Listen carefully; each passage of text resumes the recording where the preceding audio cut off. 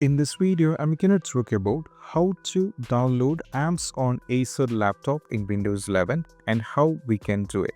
So let's get started. So first of all, what you need to do is you have to go over here in the search, type here for Microsoft Store and click on the Microsoft Store.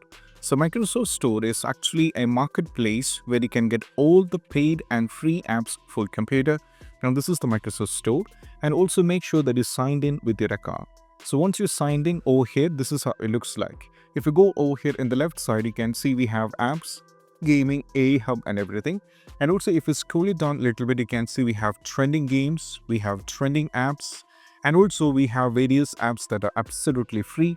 And also there are apps where you need to pay as well. Over here, for example, the HV video extension, you should pay around $0.99. And also if you scroll down a little bit, you will be able to see the Movie Maker Video Editor Pro. You should pay around $14.99 as well. So you can get all the apps from here. For example, I'm trying to show you, I'm going to search here for one of my favorite app, that is Netflix, and this is over here and I have to click on it.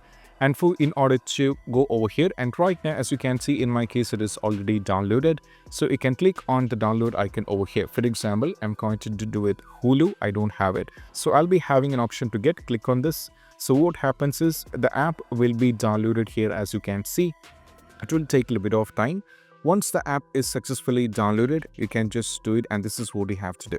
From here you can download all the free as well as paid apps. The free is absolutely free version like I said, but for the paid apps you have to pay from your pocket as well.